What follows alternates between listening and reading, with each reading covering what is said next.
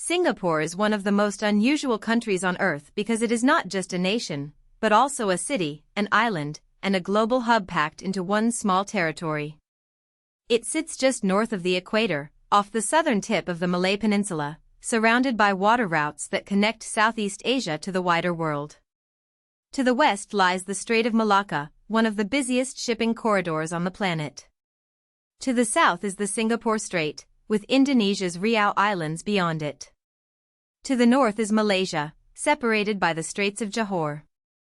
Singapore does not have vast farmland, major oil reserves, or a large domestic market.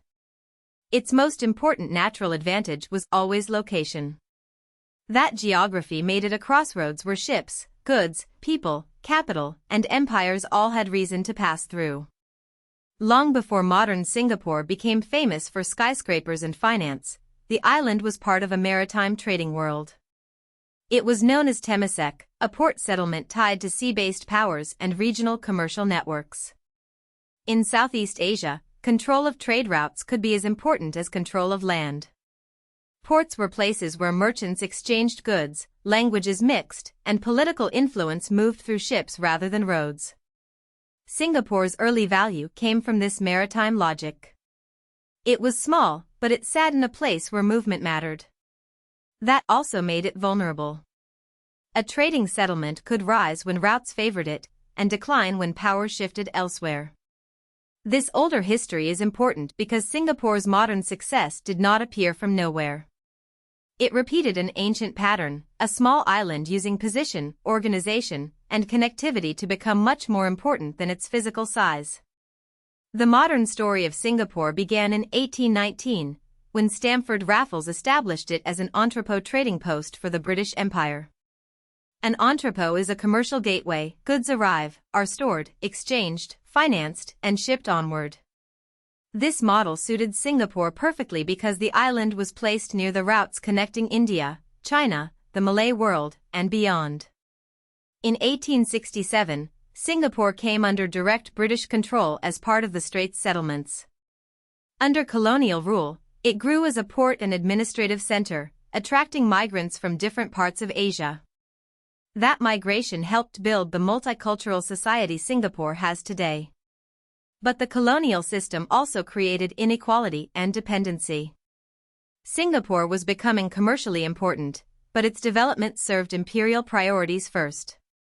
It was a key node in Britain's network, yet it still lacked real control over its own political future.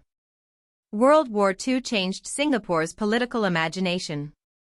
In 1942, Japanese forces captured the island, despite its reputation as a major British stronghold.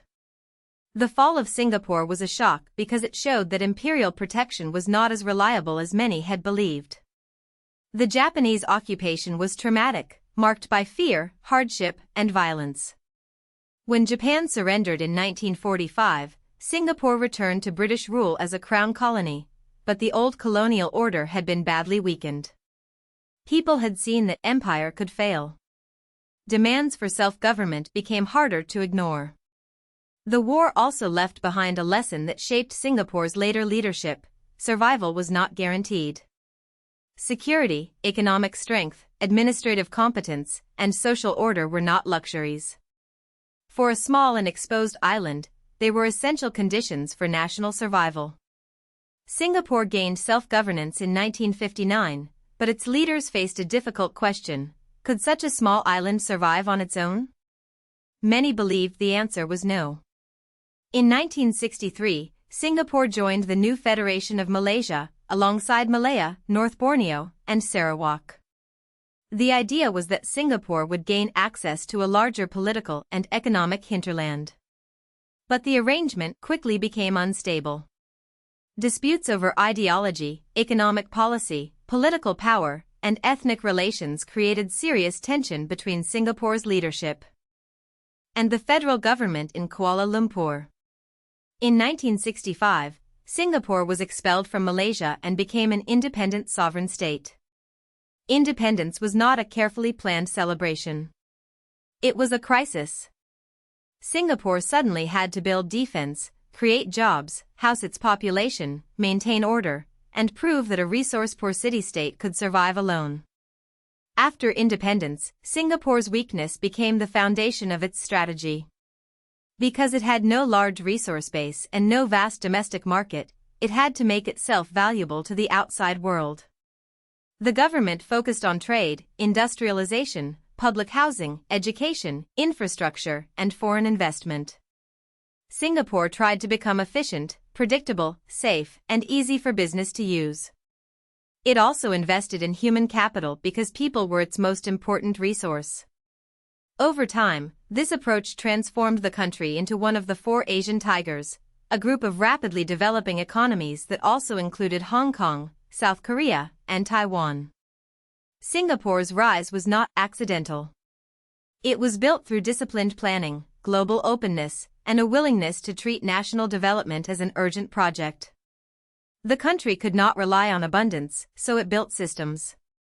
Modern Singapore is often described through economic rankings, and the numbers are striking. It has one of the world's highest GDP per capita figures when adjusted for purchasing power. It is also the only country in Asia with a AAA sovereign credit rating from all major rating agencies. These achievements reflect deep confidence in Singapore's financial management, political stability, and institutional reliability. The country is a major aviation hub, financial center, and maritime shipping power. It is also often identified as a tax haven because of its favorable tax environment and its role in international finance and corporate structuring. But this prosperity has a cost. Singapore is consistently ranked among the most expensive cities for expatriates and foreign workers. The same forces that make it rich, global capital, scarce land, and intense competition, also make it demanding and costly. Singapore's achievements are not limited to business. The country ranks highly in education, healthcare, safety, infrastructure, housing, passport strength, and low corruption.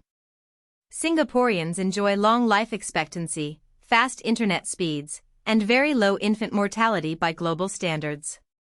Public housing is especially central to the national model. Rather than treating housing only as welfare, Singapore used it as a tool for stability, ownership, and social planning. A high share of citizens live in government-built housing estates, which are integrated into transport, schools, shops, and public services. This helped create a sense of order and shared stake in the country. It also allowed the state to shape urban life directly. In Singapore, infrastructure is not just roads and buildings. It is part of a larger system designed to make a dense society function smoothly. Density is one of Singapore's biggest challenges. It has one of the highest population densities of any country, yet it is not simply a concrete island. The country is organized into regions, planning areas, and many smaller subzones. Urban planning is used to manage where people live, work, travel, and relax. Green spaces, parks, and recreational areas are deliberately built into the city so that density does not become total congestion. This gives Singapore a distinctive feel, highly controlled, carefully maintained, and intensely planned. The advantage is efficiency. Public transport, housing, commercial districts, and public services can be coordinated in a compact space. The drawback is that spontaneity can feel limited. Singapore shows what happens when a city-state treats land as its most precious resource and designs almost every part of urban life around scarcity. Singapore is also a multicultural country with a carefully managed national identity. Its major communities include people with Chinese, Malay, Indian, and other backgrounds. The country recognizes 4 official languages: English, Malay, Mandarin, and Tamil. English serves as the common working language in many public services, education, and business, helping different groups communicate in a shared civic space. At the same time, the official recognition of multiple languages signals that Singapore is not built around just one ethnic culture. Multiracialism is written into the constitution and continues to shape policy. For Singapore, diversity is not treated as something that can simply be left alone. In such a small and dense country, ethnic tension could be extremely dangerous.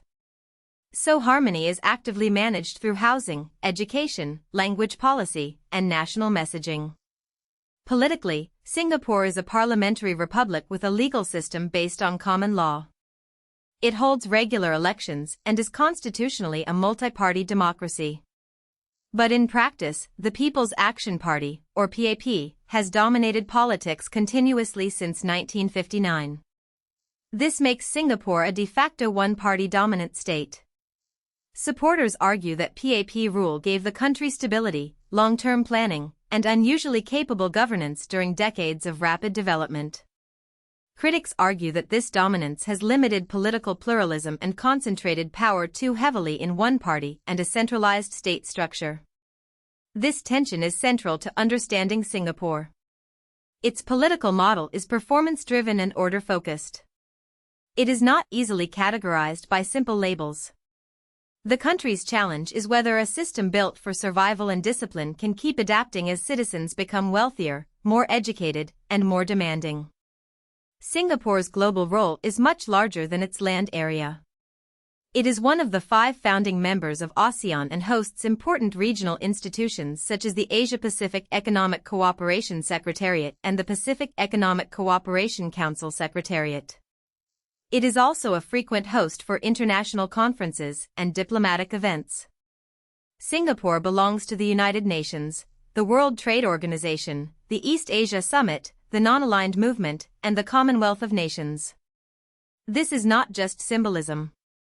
A small country cannot rely on size, so it must rely on relevance.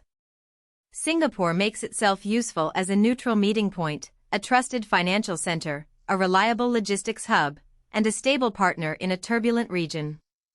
Its foreign policy is built around connection, balance, and sovereignty.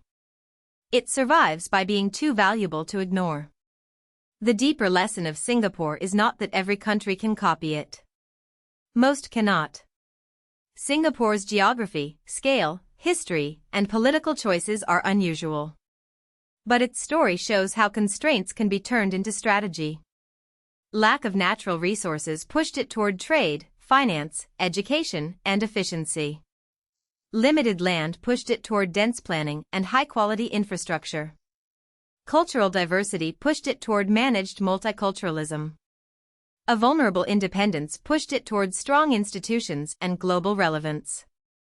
Yet every success brings trade-offs. High wealth can mean high living costs, order can limit dissent, and global openness can create exposure to outside shocks.